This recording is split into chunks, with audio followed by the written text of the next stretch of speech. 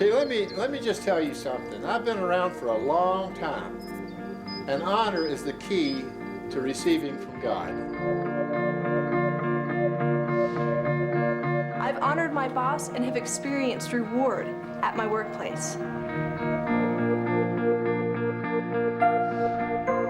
I honor, therefore I am honored.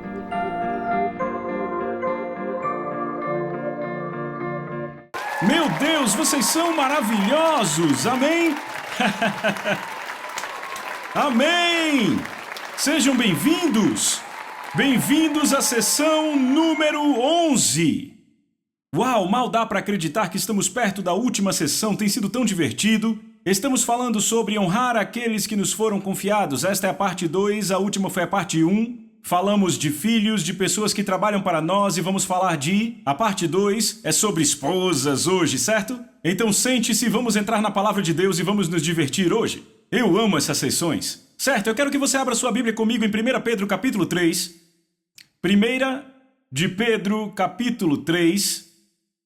Agora, não são só os filhos que estão debaixo de autoridade, mas também a esposa, porque o marido é o cabeça. Todos dizem amém? Certo? Então Pedro diz em 1 Pedro 3,7, agora deixa eu dizer isso primeiro. Primeiramente eu vou ler na Nova Tradução Viva, então se você não tem a Nova Tradução Viva, apenas olhe para mim. Mas Pedro diz assim, da mesma maneira, vocês maridos devem dar honra, repitam, honra, devem dar honra às suas esposas, tratá-las com entendimento ao viverem juntos. Ela pode ser mais fraca do que você, mas ela é a sua parceira igualmente no dom de Deus da nova vida. Se vocês não tratá-las como devem, suas orações não serão ouvidas. Agora... Então vamos começar com tratá-la como a parte mais fraca, certo? Alguns homens interpretam isto como elas estando abaixo, nossas esposas abaixo de nós. Agora eu tenho uma novidade para vocês, isso não é nem um pouco do que Deus está falando aqui. Quando Deus diz, o Espírito Santo, Pedro diz nessa passagem, honrem suas esposas como parte mais fraca, quer dizer que elas não aguentam fazer tanta força quanto você. Uma mulher fisicamente, na média, não é tão forte quanto um homem. Isso é exatamente o que Pedro está dizendo nessa passagem. De fato, eu vou ler para vocês aqui da Bíblia Amplificada.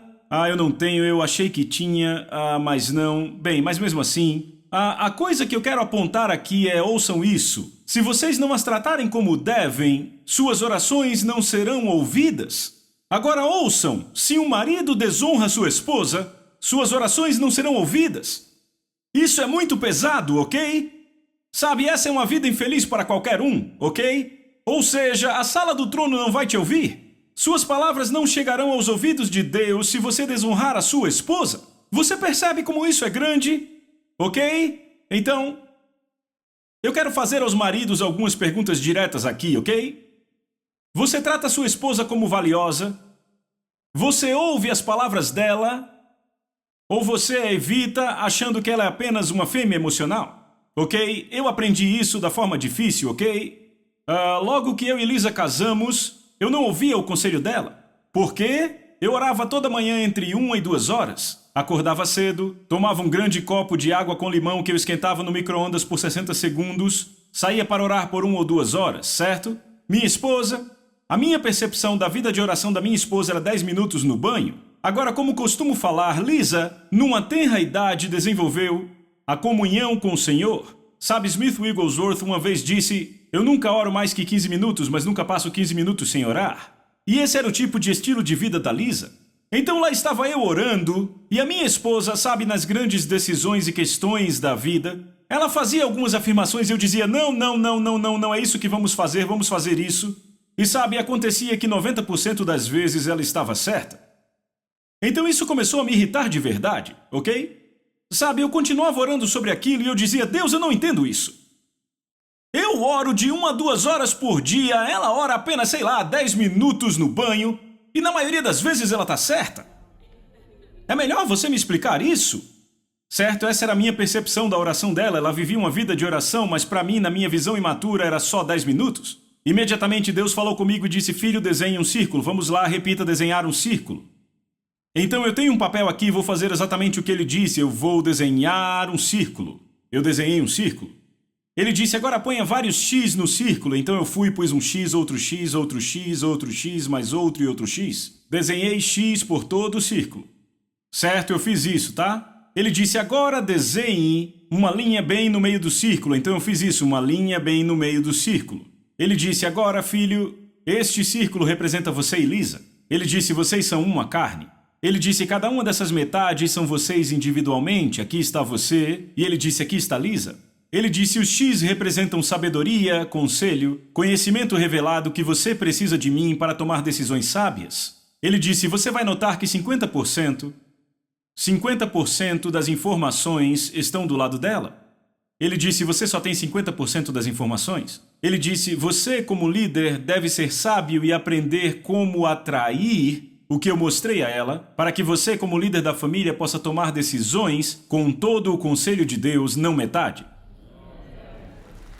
Pegaram?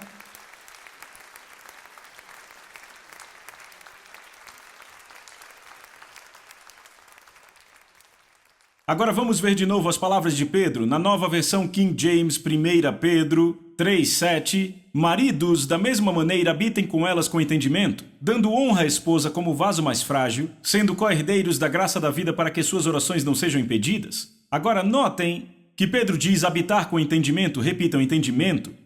Há tanto mais entendimento para ser tirado da palavra de Deus sobre como viver um casamento bem-sucedido com as esposas. Muitos divórcios seriam evitados se entendêssemos o que está na palavra de Deus. Sabe, o masculino e o feminino, quando você pega o masculino e o feminino e põe juntos, isso traz o reflexo completo da imagem de Deus, certo? A Bíblia nos diz isso. Gênesis capítulo 1, verso 27 diz, então Deus criou o homem, a humanidade ou os seres humanos à sua própria imagem. Ouça isso de novo, Gênesis 1, 27. Então Deus criou a humanidade à sua própria imagem, a imagem de Deus a criou. Macho e fêmea os criou. Então as Escrituras mencionam especificamente que deve haver o macho e a fêmea para nos dar a representação da humanidade, e a humanidade é criada à imagem de Deus. Estão vendo isso? Por esta razão, Paulo declara em 1 Coríntios capítulo 11, verso 11, desta forma nem o homem é independente da mulher, nem a mulher independente do homem no Senhor. Então, quando vamos às palavras de Pedro, ouvimos dizer que o homem deve honrar a sua esposa de duas formas, digam duas formas. Número 1, como vaso mais frágil. Então vamos falar disso rapidamente de novo. O que ele quer dizer quando fala honrá-la como vaso mais frágil? Tratá-la como uma garota, rapazes, é isso aí? Estão comigo, você é o mais forte, ou seja, você a protege. Sabe, se você vai com ela para uma loja, abra a porta para ela. Se você vai entrar no carro, abra a porta dela primeiro. Se você está no restaurante, puxe a cadeira dela e a ajude. Você a honra como o vaso mais frágil, ou seja, você é o protetor dela. Se alguém está falando mal da sua esposa, você a defende, você a protege. Esta é a responsabilidade dada por Deus. E todos dizem, amém. Então, ele disse que somos co-herdeiros na graça da vida. Repitam, co-herdeiros. Deixa eu ler de novo. Sendo co-herdeiros na graça da vida. Então, somos iguais co-herdeiros na graça da vida. Estão vendo isso? Estão vendo isso? Ok, agora... A outra forma específica de honrarmos nossas esposas é tratá-la como sendo co-herdeira da graça da vida. Isso quer dizer que ela é igual na sua posição diante de Deus, certo? Você, por ser homem, não tem vantagem nenhuma diante de Deus só porque você é homem, entende? Alguns guardam esta mentira em seu coração, apesar de ser um absurdo. Este conceito foi concebido por homens machistas que um dia comparecerão diante do trono de Deus e prestarão contas por isto. É um bom lugar para dizer amém? Tornou-se óbvio para mim, depois de quase 20 anos de ministério itinerante, juntamente com o estudo da palavra, que o favor de Deus é retido naquelas famílias ou igrejas que veem a mulher como espiritualmente inferior ao homem. Eu estou dizendo coisas muito importantes agora, certo? Precisamos nos fazer algumas perguntas muito importantes. Por que as mulheres não são incluídas nas equipes de liderança de algumas igrejas?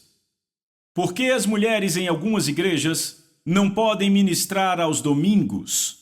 Por que as mulheres não são incluídas nas equipes pastorais de algumas igrejas? Por que na liderança só temos a voz dos pais e não a voz das mães? Uma igreja sem a voz da mãe não é diferente de uma família sem a voz da mãe.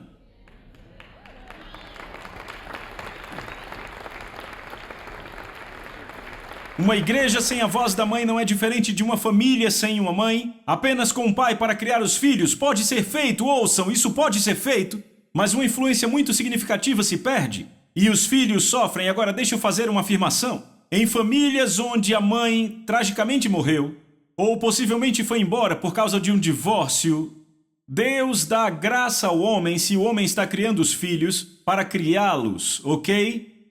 No entanto, quando as igrejas evitam as vozes das mães, a graça falta. Por quê? Porque a igreja está evitando a sabedoria de Deus.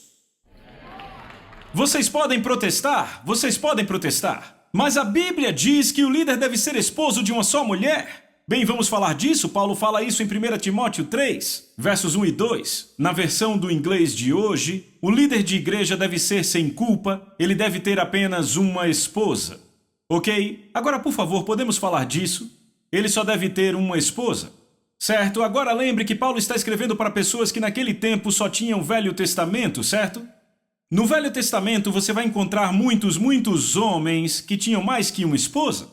Abraão teve mais que uma esposa, Jacó teve mais que uma esposa, Davi teve mais que uma esposa. Podemos continuar e a lista continua, ainda bem que temos uma audiência esperta aqui, não é? Você não encontra em lugar nenhum do Velho Testamento uma mulher que foi casada com múltiplos maridos. Nem isto era favorável para uma mulher ser casada com muitos maridos, não era permitido pela lei. Estão comigo? Então, por que Paulo teve que dizer desta forma que um líder deve ser marido de uma só esposa? Porque nenhuma esposa nos costumes do Velho Testamento tinha mais que um marido? Vocês estão comigo? Então, se você realmente quer ser dogmático porque você acha que eu estou forçando a barra, bem, se você for realmente literal com o que Paulo diz, isso significa que absolutamente nenhum solteiro pode ser líder na igreja, porque não é marido de uma só esposa. Então o que Paulo fez? Ele se eliminou da liderança. Vê como isso é absurdo, como podemos ter a mente fechada e como vemos a coisa de uma forma tradicional e não como a palavra diz, ok? O corpo de Cristo tem sido aleijado devido à desonra demonstrada às mulheres. No entanto, a boa notícia é que não vai ficar desta forma. Atos, como eu sei disso, porque Atos 2, 17 e 18, na versão do inglês de hoje, eu amo isso, diz: isto é o que farei nos últimos dias, diz Deus. Derramarei meu espírito sobre todos. Seus filhos e filhas proclamarão a minha mensagem. Seus jovens terão visões, seus velhos sonharão. Sim, sobre os meus servos, tanto homens quanto mulheres, eu derramarei o meu espírito naqueles dias e proclamarão a minha mensagem.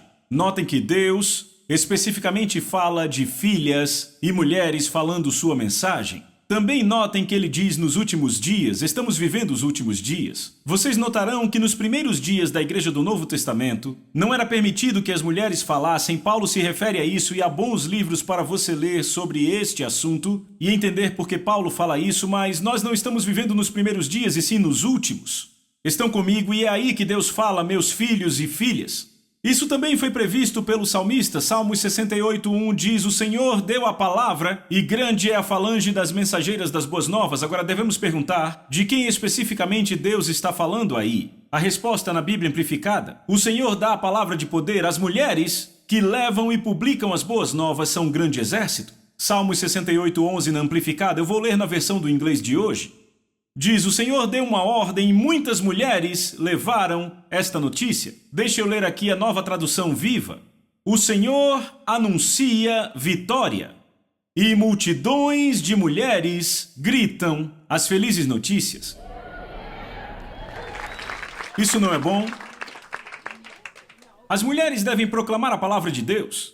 E não somente a outras mulheres, mas também a homens. E vemos este exemplo na vida de Jesus. Não é interessante que a primeira evangelista que ele comissionou foi Maria Madalena? Estão comigo? Eu vou ler João capítulo 20, versos 17 e 18.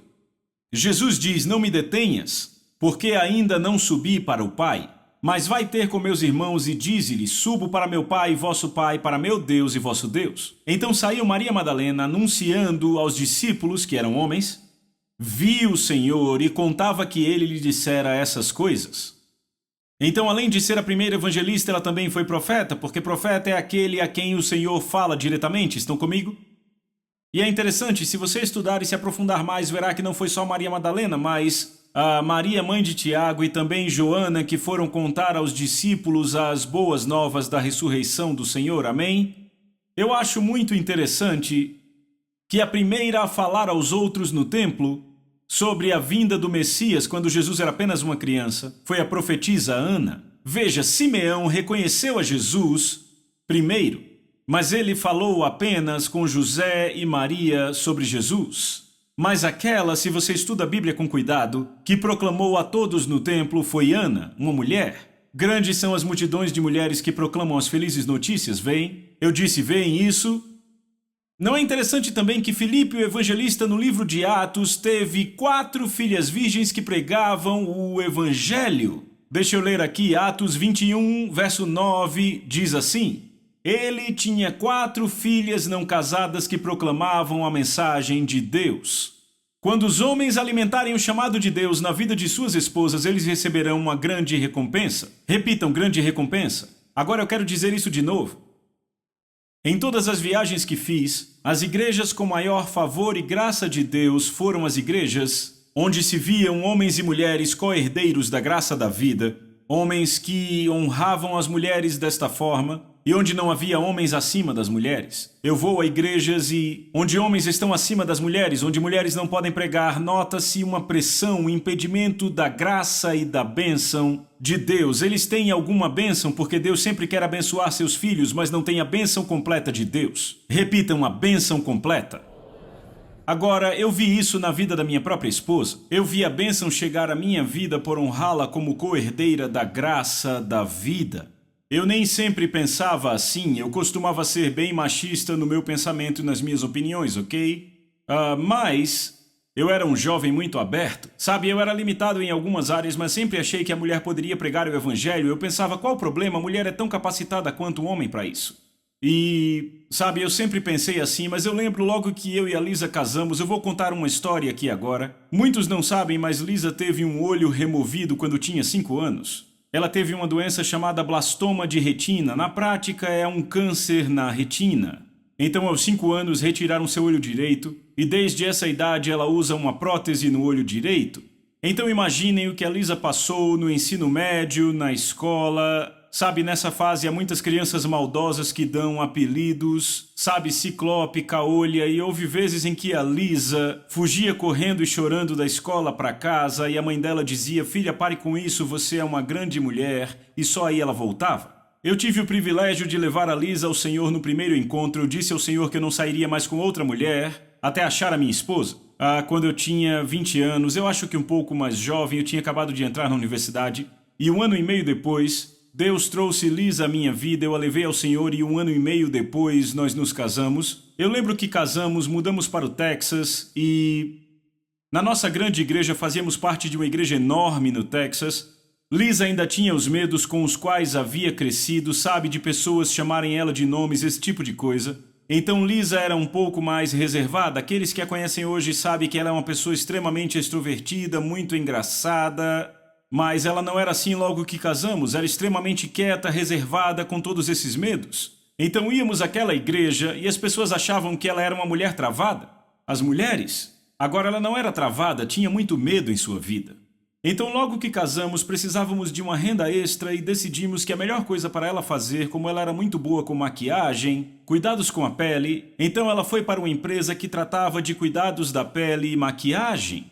O problema é que a Lisa era muito boa no que fazia, mas ela tinha medo de se aproximar de pessoas. Algumas vezes eu literalmente a tomei pela mão e a levei até algumas pessoas. Eu dizia, querida, você tem que marcar um encontro para falar com essas pessoas, coisas assim. Bem, à medida que o tempo passou, eu lembro que estávamos no shopping e passamos na frente de uma grande loja de departamentos Era uma das lojas mais luxuosas e eu disse a Lisa, sabe, você devia tentar a um cargo na área de cosméticos aqui porque você é melhor que todas essas garotas, ok? E ela disse, não, sem chance. Bem, o que aconteceu foi que ela tinha trabalhado para outra loja na área de cuidado com a pele. Então ela ficou com aquilo que eu disse na cabeça e se candidatou para uma vaga para mexer com maquiagem. Para surpresa dela, ela virou representante da Elizabeth Arden. Então ela virou representante dessa empresa Elizabeth Arden, não sei se conhecem, será que ainda existe? Existe sim. Sabe, eu pergunto porque não vejo mais muito por aí, mas ela virou representante. E a garota que era representante antes dela não fez um trabalho muito bom. Bem, a Lisa vendeu toda a linha, o estoque inteiro em 2 semanas. Então, pouco tempo depois, ela viu aquela mala chegando na sua mesa. Bem, ela olhou ao redor e de repente ali estava um dos executivos da empresa. E ele disse, você vai almoçar comigo, não vai mais ficar nesse emprego? E ele a encorajou a participar de uma entrevista, porque ele era um dos grandões. Para ser supervisora de contas, ela passou na entrevista e agora tinha debaixo dela 16 lojas em Fort Worth, Dallas, além de uma loja em Albuquerque e uma loja em Oklahoma. Então eram 18 lojas no total, certo? E 2 anos depois ela foi promovida outra vez, cuidando de 7 estados. Virou coordenadora de contas, tomava conta de 7 estados. E sabe o que deram a ela? Um salário enorme. E um Ford Thunderbird novinho da empresa. Adivinha quem pegava carona e às vezes dirigia o carro da empresa? Recompensa da honra, pegaram? Então, alguns anos depois, nos mudamos para a Flórida, onde eu me tornei pastor de jovens de uma igreja muito grande. Sabe, era um grupo grande, e eu lembro que eu chegava em casa e a Lisa começava a pregar para mim, ela dizia, olha o que eu achei, eu estava lendo a Bíblia e eu ficava, uau, meu Deus, essa mulher pode sim pregar a sua palavra? Então, uma vez eu disse, eu quero que pregue para os jovens, e ela disse, não. Então eu falei para o grupo de jovens sem permissão dela, eu disse, na próxima semana, minha esposa vai pregar. E ela, o quê? Eu não acredito que você fez isso, quase tudo que eu sei, você já prega o tempo todo. Eu disse, não, querida, você está cheia da palavra de Deus, vai até lá e prega a palavra. E eu digo, os jovens se apaixonaram por ela. É claro que ela enfrentou alguma oposição. Sabe, da primeira vez que ela pregou, uns 5 jovens levantaram e foram embora. Eu lamento, mas eles que perderam. Mas todos simplesmente a amaram. Eu comecei a pôr ela para pregar periodicamente, ok? Agora, você tem que entender, eu vou voltar aos tempos do colégio. Lá na faculdade, Lisa tinha que terminar 2 cursos para se formar na faculdade, oratória e escrita. Estão comigo? Bem, a Lisa achava que era muito injusto fazer o curso de oratória porque todo mundo chamava ela de caolha, de ciclope e ela tinha que se levantar na frente de todos e falar. Então ela foi ao cara da coordenação e disse, sabe, eu não vou conseguir fazer isso, você me conhece. Ele disse, você está certa, você é inapta, não precisa fazer. E ele a aprovou. E ela disse, outra coisa que não consigo fazer é escrever, porque você sabe que eu tenho que ficar olhando de lado. E ele disse, certo, e a aprovou também. E assim foi. Agora, ali está ela, no grupo de jovens, falando com eles, e de repente o meu pastor me lança no ministério que estamos agora. E agora o que acontece é que viajamos pelo país, e eu comecei a fazer o mesmo que fazia ao redor do país. Eu ia para muitas conferências e me chamavam para pregar, e eu lembro que em uma conferência eu disse a todo mundo na sexta-noite, querem saber? Eu estou escalado para pregar amanhã às 9 da manhã, mas eu não vou pregar, a Lisa vai. Bem, ela não fazia nem ideia que eu faria aquilo. Naquela noite, ela ficou com tanta raiva de mim que me deixou acordado até as 3 horas da manhã. E ela, o que você pregou hoje à noite? Porque ela estava colocando as crianças para dormir e então eu disse, preguei isso e isso. Ela disse, você pregou minha única mensagem? O que é que eu vou pregar amanhã de manhã? Então, finalmente, às 3 da manhã, comecei a rir. Fiquei rindo e disse, quer saber, Lisa? Você vai pregar daqui a 6 horas. Não acha que é melhor dormir antes de pregar? Aquela manhã ela levantou e arrasou. Ela foi fantástica, eles a amaram, ela mandou muito bem. E eu continuei fazendo aquilo. Sabe o que aconteceu? Começou a chegar um tempo que diziam, queremos sua esposa para pregar, queremos que a sua esposa pregue aqui e ali. E sabe o que ela faz hoje? No outono passado ela falou para 90 mil mulheres. Há 2 meses atrás ela falou para 17 mil mulheres na Austrália. Há apenas um mês atrás ela falou para 5 mil mulheres em Londres, Inglaterra. Não é interessante que ela fugiu do curso de oratória e aqui está ela pregando para milhares de mulheres no mundo? E não foi só com a fala, sabe? Também foi com a escrita. Porque o que aconteceu foi que eu comecei a escrever em 92 e a Lisa me ajudava com a edição porque eu tinha a revelação. e o meu estilo de escrita precisava ser desenvolvido. Então a Lisa me ajudava a editar meus próprios livros. E com o tempo eu vi que ela também tinha uma mensagem, e depois que A Isca de Satanás se tornou um best-seller, eu falei para o meu editor, você devia falar com a minha esposa. Eu disse à minha esposa, ela tem uma mensagem maravilhosa de como ela foi liberta do medo. E então o homem foi à minha casa, ele dirigiu até nossa casa, bateu na porta e a Lisa disse, você está aqui para ver o John? E ele disse, não, para ver você. Ele disse, seu marido falou que você tem uma mensagem e eu quero que você compartilhe com o nosso time. Ela foi falar com a equipe e quando terminou disseram, seu marido dizia que você tinha uma mensagem, mas agora é diferente, eu sei que você tem uma mensagem, nós sabemos, você vai escrever um livro? Então ela começou a escrever, ouçam isso, já escreveu 6 livros e 5 desses estão entre os mais vendidos no país e ao redor do mundo. Sabe o que é mais legal? Quais foram os 2 cursos que ela fugiu na escola? Oratória e escrita. O que ela está fazendo hoje? Ela fala diante de milhares de mulheres e ela escreve. É isso que acontece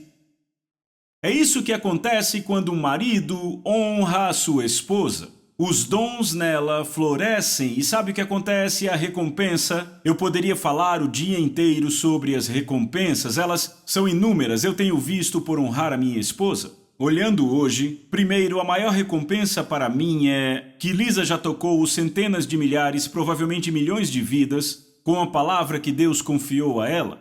Ou seja, por eu ter me inclinado ao Espírito Santo, encorajado e honrado ela, quer dizer que no trono do julgamento, Deus vai dizer, veja as pessoas, John Bevere, que você trouxe para mim através da sua esposa. Para mim essa é a maior recompensa. Em segundo lugar, eu já entrei por portas maravilhosas no ministério, portas maravilhosas porque chamaram ela primeiro.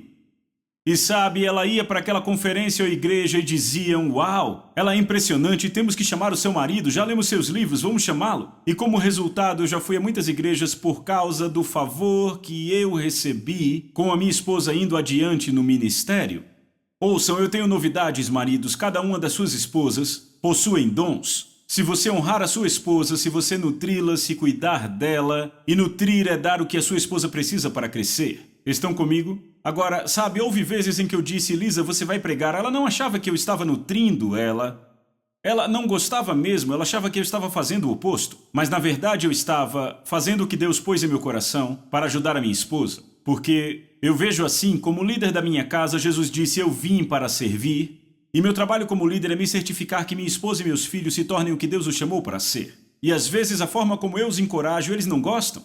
Mas sabe, eu descobri que às vezes Deus me faz fazer coisas que a minha carne nem sempre gosta. Mas eu sei que Ele faz isso para o meu bem e para que eu alcance o destino que Ele traçou para mim. Então eu digo a vocês, maridos, encoraje sua esposa. Fale aos dons que estão nela. Fale aos talentos que Deus colocou nela. E perceba que você, como homem, nunca vai liberar o seu potencial se continuar evitando sua esposa. Se você impedir os dons dela, nunca alcançará o potencial que Deus te chamou para manifestar. Eu digo e prometo isso a vocês, você nunca alcançará o seu potencial se ficar impedindo a sua esposa. Por quê? Porque suas orações não serão ouvidas. E desta forma, você não cumpre seu destino. Eu acho que ficou bem claro. Eu sei que eu criei uma atmosfera muito solene falando disso, mas eu acho que o que está acontecendo agora é que os caras estão pensando nisso e quer saber? Você não se entristece com isso, você se empolga com isso. Porque alguns aqui estão dizendo, sabe, agora eu já sei como vou fazer, eu vou sim encorajar a minha esposa, vou edificar a minha esposa e fortalecê-la. Honre-a e você verá o que acontece não só com ela, mas também com você. E sabe outra recompensa que recebi? Eu tenho uma esposa plena. Sabe, já conheci muitos homens infelizes porque têm esposas não resolvidas. Quando você é casado com uma mulher plena, você tem um lar feliz e sabe o que dizem? Esposa feliz, vida feliz. Vejo vocês na próxima.